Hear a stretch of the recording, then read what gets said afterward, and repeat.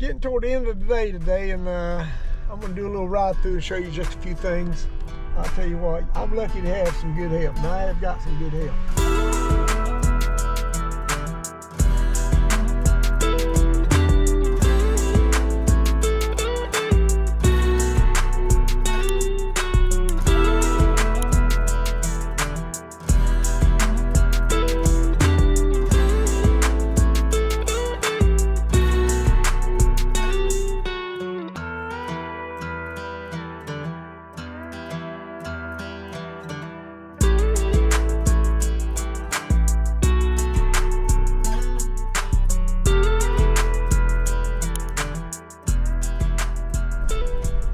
Mowed acres and acres and acres of grass.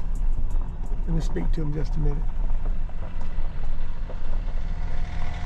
Gooseman! Yes, sir! How you doing? Doing good. All right, good to see you. Yeah, Gooseman's all right. Back at the shop, of course, I still got everybody here. Fidel's here. There's Herbert's vehicle. Him and Dennis were at the beach working. Hayden's car, Gooseman's vehicle, Fidel's vehicle, Boo Boo's vehicle, and there's my junk down here. Nobody's at the shop, but we're going to ride around and find them, see what they're doing. I've actually been tied up today down at some chicken houses, and I'm going to show you some chickens in a few minutes too.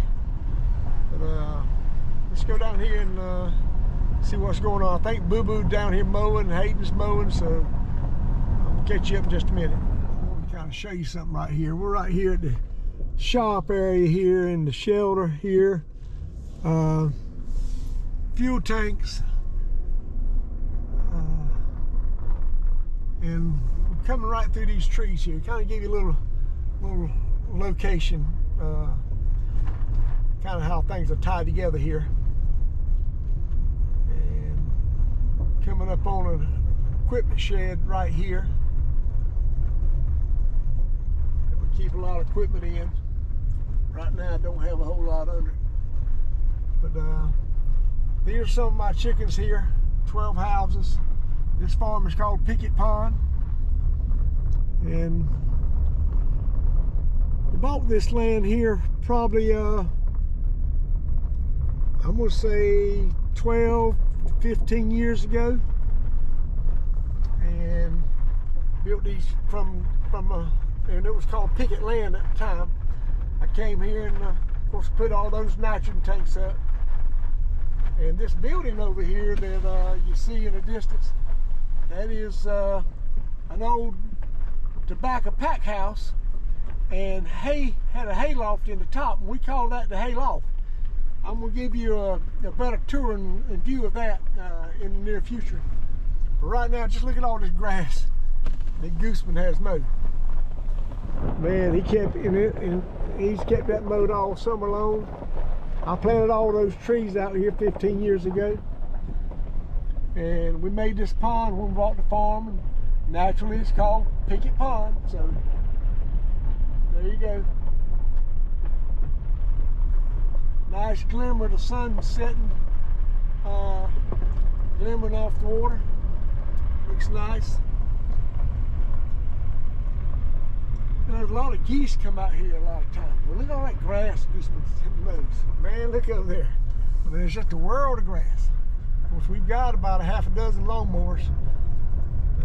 Gooseman normally runs the John Deere. I've got Kubotas. But Gooseman seems to like the John Deere, so we let him ride what he wants to ride. Looking off to the left over there, you see some of Paul's hog houses. He's got 2 sets of hog houses. He's got an 8-house set and a 6-house set, and we just slide out here to the hard surface road, the state road. This road was actually named after my daddy. It's called the Paul Ed Dale Road, and that's kind of where I got the name from for my son Paul. And so it's not far right down here till you have to, you slip back into the hog houses, but like I say, there's the hog houses from a distance, and right past the hog houses where we're coming up on over here, would be Paul's chicken houses. That's where the guy lives right there in a trailer Paul put there to keep let the help stay in, and so that would be Martin's living quarters. And then right by these woods here, back over there, those red houses from a distance over there, that's where we're going. That's Paul's chicken houses. And the guy who tends to those houses is Javier. And there's another house that Paul bought and put there for the help, and that's Javier's living in it now. All right, well, we're actually coming up on Paul right here now. We're gonna go in there and see what Boo Boo and Hayden's doing.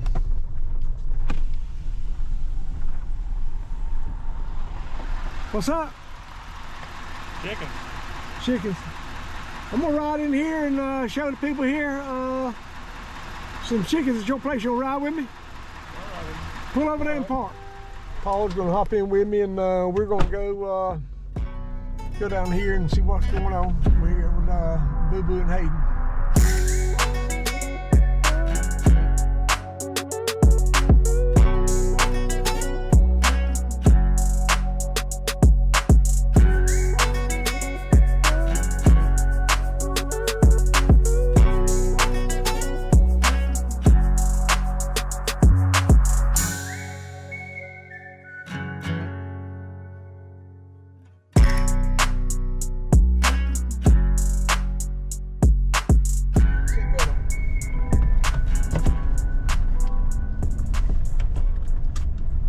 This is an area over here. There's the natural gas line runs through this property here, and on this farm here, which is not really a big farm as far as farm ground is concerned, but there's a lot of timberland here, and the gas line runs right through here, and we've kind of dealt with a gas company to put an injection point there to put to convert hog water to methane gas. And so they're going to be taking the hog water from Paul's hog houses and converting it over to methane gas, pumping it over here and pumping it in the gas line. So we'll see how that's going to work right there. And I tell you, we'll come down here and check on Boo Boo, but I want you to look right here. Hold that camera out there, Paul. Let me see that ditch right there. That thing was growed up. Matter of fact, I want to show you this right here on the other side over here. You see how it is growed up, and all the weeds and you know, starting the trees and stuff like that. But it's like that every year. So you have to get that long arm. And I'm gonna ride you down here, and we're going to see how Boo Boo's doing that thing.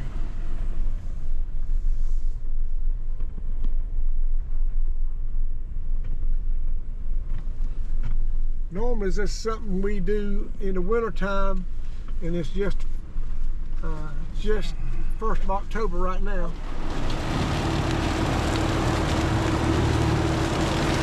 There's basically a bush hog head there that it takes the skill. Now, Boo Boo's been mowing ditch paints his whole life. But it takes skill, operating skill, to cut the weeds and the grass and not dig into the dirt too bad.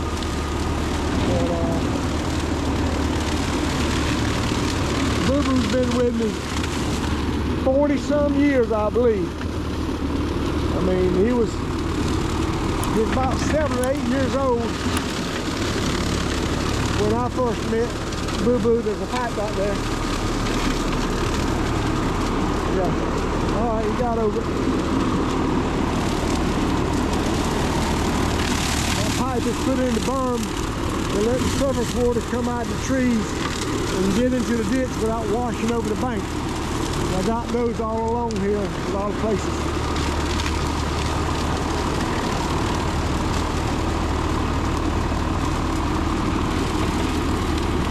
Now, does this make you any money? No. I mean, it's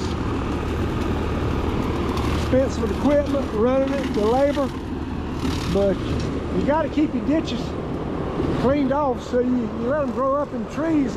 All this stuff are trees themselves. That looks like a poplar tree right there, but you don't keep it cut back, it'll grow up and take over, you know, take over your land and stop up your ditch where the water can't run. We just had a rain yesterday, and we're not able to pick corn today, although we'll be picking corn tomorrow, provided it doesn't rain tonight. But I just got to keep a job for these guys to do at all times, you know. And this, you know, they expect to check at the end of the week, and we got work that needs to be done. So that's one of my biggest jobs, is keeping everybody a job, and that is a job. So, but that's pretty cool little piece of equipment right there. Keep the ditches mowed. I got Hayden here mowing somewhere with another tractor, and we're gonna find him in just a second, see what he's got going on. Now he's about as far down as he can reach with that thing. So, but you can't do any more than you can do. Look at that rig stretching out like that, leaning over. A lot of counterweight on the other side of it. He got up over that pipe, keep hitting that pipe. But it really makes it look good when it's mowed like that. And I really love it looking good too. Boo Boo's right here on a 6210R. We'll check Boo Boo out. Oh! Boo, what you got going on, man? Doing some mowing. Hey, let me ask you something. How long have you been working here with me? All my life. All your life. You remember the time when y'all lived right there on the Governpile Road, and I remember going up there and Martha, she was hollering for you, and you were running under the house. How old were you then? About 8 years old? Yeah. Something like that. So I've been knowing Boo Boo since he was probably 8 years old, and then we started working in the backer together before we ever got up to where we had driver's license. Matter of fact, I remember every weekend Boo Boo and I used to get a tractor hooked up with a trailer and go around to all the area, ponds, the ditches down toward the river, and we'd go there and go fishing with them all the time. And we were scared to death of a snake now, so it growed up, and Daddy never kept anything mowed too good, but so we backed the trailer up to the edge of the pond, even right at the wheels of the trailer, right there at the edge of the pond, and we'd fish with our cane poles and earthworms and cork and line, of course, you know, and catching perches and brims and stuff like that. And every now and then a bass or catfish. But yep, that looks good, Boo Boo. Man, it looks a lot different, don't it? All right, well, y'all be seeing Boo Boo some more on some videos, because he runs all the equipment here, so we're gonna let him get back at it, and we'll see if I can climb down here. All right, I'll check you later. If I don't see you again, I'll see you in the morning. All right, that's Boo Boo. Boo Boo's something else. Boo Boo's something else. Yeah, me and him, I remember one time going to the state fair, and Boo Boo had a friend, his name was Wayne. And me and him and Wayne, I was older than both of them, but me and him and Wayne went to the state fair. They said they'd never been to Raleigh before, and this is when they were probably 12 or 13. And so I carried them to the state fair, and we got up there and started riding Ferris wheel. And of course I was the mischief nut, you know, but we got up there in the Ferris wheel. You know, when you get up there to going up on the Ferris wheel, you know, they got to stop and let people off the other car down there on the bottom. Well, we got up almost to the very top, and buddy, I started rocking that. I started rocking that car like that right there, and Boo Boo and Wayne went to crying and begged me to stop, but I was mean as a rattlesnake. But I remember that time well, and I'm sure they ain't forgot it either. But anyway, a little back story on Boo Boo and how long he's been here and all, and he's been here so long. He's like family. He's just part of us, and we really enjoy him being here, and he's a great help. This is just a little spoil area. We actually came here. The ditch when we came here was not very deep at all. I mean, it was only like 1 or 2 foot deep. Now it's probably, how deep is that ditch, Paul? 10 foot? At least. Yeah, so we dug the ditch out, and that's where that berm of dirt come from when we dug the ditch out. But well, when you get the ditch dug out where it can drain water, and the berm of dirt's up there, there's no way the water coming down from the hill back over here to my right can get over into the ditch. So you have to come here every so often and pick your spots, and that's just something you got to eyeball. Like right here, the little low valley area, I kind of sloped it out here, and I got a pipe right there. Although it's about half stopped up, you see. It's been ran over and crushed. Hayden didn't know it was there and probably ran over the tire, but now you got to come here with a sawzall and cut the end of it off just a little bit to open it back up. But all of this was done before I even knew Hayden existed. So He's right here on the corner, around the corner. we're here looking at the back side of Paul's hog houses. Chicken houses. Oh, excuse me, chicken houses. Boo Boo and Hayden are grain cart operators. And like I said, when we're not picking corn, we just got to find another job for them to do. And so Hayden's on a 20-foot back wing mower back here. All right, I'm going to show you that in just a second. Here's Hayden. We're going to check him out. Hayden's 19 years old. Young guy's only been with us probably a year. And but it's been a pleasure to get to know Hayden. Like most newcomers, young guys, there's a lot he's got to learn, but he loves what he's doing, and we love him here doing it. I'm going to stop and talk to him just a minute as well. Let you meet him today. He's on a 7210R and running a 20-foot bat wing bush hog brand mower. It folds up from both sides, and this is mainly just to mow the flat ground. Although you can mow the sides of some ditches with it since it is so wide. And check out Hayden just a minute. Alright. This is Hayden. Hayden. Yes, sir. You're out of high school now, right? Yes, sir.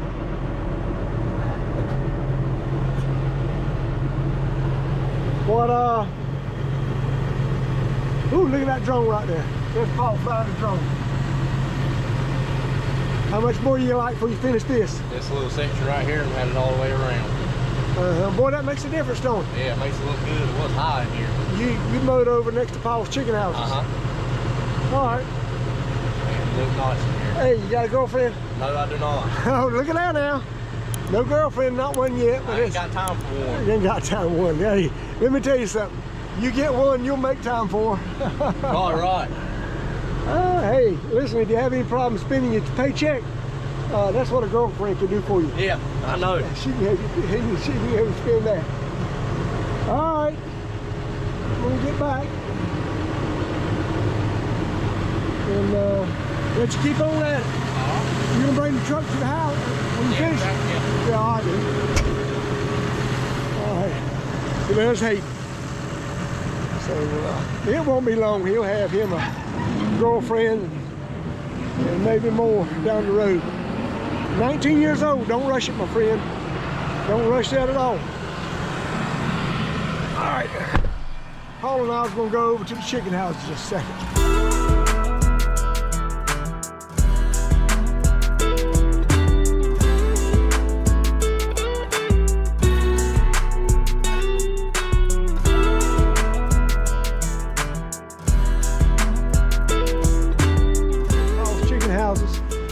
And there's 2 bins here, and the purpose behind the 2 bins, actually one of them is empty right now, And that's this one right here. And this one right here is full. And so when that gets close to about out, we'll get some feed delivered here and put in the one that's here empty. Then we'll continue feeding until that's completely gone. Then we'll switch over and use the next bin of feed there. And that way, if you keep on putting feed on top of feed, it'll funnel down right through the center, and you'll never clean out all your feed, and it'll go bad from being old. And now we're going to step in some birds here. How old are these birds, Paul? 7 days. Turn all your lights on so we can see. 7 days old. So this is what a week-old bird looks like. Now these are what we call chick mates right here. These little things here pop down, and when the feed line runs, it spills feed out. But after to get them started, it's kind of what you have to have there. Give them plenty of places to get to the feed. And so now we've got the chick mates folded up, and now we're just going to rely on the feeders to feed them with. These little waters, the way they work, there's a little nipple right up here, and they peck that nipple, and there's a little ball of water on that nipple right there, and that's where they're drinking it from. And the cup is mainly, you know, the cup is mainly just to catch any spillage. Now they don't drink water out of the cup, they drink the water from the little nipple up the top side. Starting to lose his yellow feathers. Yep. Getting his white feathers in. Yeah, when they first get them, they're all yellow, but now, yeah, they're getting to be some white on them. But when we sell them, they're all white. Beautiful. Ain't no telling that when we first got that chicken. I'm gonna show you some this day old here in a little bit, but man, they're only like 25% that size. They're spread out nicely. I mean, they're on nice bedding. They're just real content, and that's what you want. You know, anytime you raise animals, whether it be cows, chickens, hogs, you want them content. And so you want to make sure the ventilation is right. Right now you can hear the ventilation fan running. It's changing the air in here every so often. And make sure they got plenty of feed, plenty of water. Like I say, the ventilation is good and the temperature is good. Now what we're looking at here is a half of a house. How long are these houses, Paul? I want to say they're 620. Yeah. About 56. 600 some feet long by 20, by 56 feet wide. So as they get bigger, this curtain right here will raise up and we'll run. That's why we got that pipe in the center to keep them divided, so you won't get too many in one area. And then we'll take everything on the upside, the far side of the pipe, will stay in the whole half house. Everything from the pipe back this way will be all moved to the back of the house, and that'll give them twice the footage to grow that they've got right now. And but yeah, pretty neat to see chickens like that and how they're grown. The heaters are in the ceiling, what we call tube heaters, and they're radiant type heaters that you know, they radiate out. You know, you actually feel the radiant heat on their backs, and that's what they like. So 28,100 birds in here. 28,100 birds. That's a lot. So hope y'all find this a little bit interesting. I always do. You know, I like coming in here, especially in the wintertime, you know, when it could be freezing outside and you come in the house that's 80 degrees now. Yeah, that's costing you a lot of money, but it does feel good. It does feel good coming out of that cold. One thing you'll notice right here on these houses, unlike my houses are older, Paul's house is a lot newer. They don't have any curtains on them. They're solid walled up, insulated, but you got a lot of air moving through them. These big old 52-inch fans or 54-inch fans, I mean, they're just, come on as they're needed. When they're small, you don't need just one or two at the most. But got insulated doors, what they call bifold door. Coming on the other side, you've got the same number of fans, you know, and then you have the smaller fans like this right here that are what we call your vent fans, your ventilation fans, and they run on a time schedule every so often, and that time schedule is preset, and the older they get, the more they run, and it's also tied to the temperature. So that's the process of raising chickens. Now in the hot summertime, you get a lot of air on them, all the fans will be running, but you also have to have a way to cool that air. And these are called cool cell pads, and they keep the chickens cool in the summertime. And they're not on now, but there'll be water spraying out through the top, running down through it, trickling through what looks like a radiator that might be on an automobile. But instead of dissipating the heat that a radiator does out of an automobile, these actually cools the air, because the water is down in a tank. It comes out of the ground, and we're constantly getting cold water in it, and it'll lower the temperature in the house by about 10 degrees. So on a 90-degree day, it'll be about 80 degrees in there, and that works great with chickens. And it feels like it's colder than that, but it's not. But anyway, that's the process. All right, guys, this is what I just showed you about the mowing that Hayden and Boo Boo did, and the chickens and all. I mean, this is just a small part of what we got going on every day. We actually got 42 chicken houses that we're looking after. We just showed you one of them. So there's multitudes of problems that's happening on a daily basis. The older the houses are, naturally the more problems we have, but it's just something we do, you know, and so we expect it, and we take care of it and move on. But looking back there, there's where these boys are here. They're finishing up the mowing. There's Hayden right there. Boo Boo's on down the ditch somewhere, either going to the house. But it's getting to be a little bit after 6, and so that's where we're going to close this little short video out. Hope you've enjoyed a little quick tour of mowing the ditches and mowing the land, and looking at the chickens and so forth.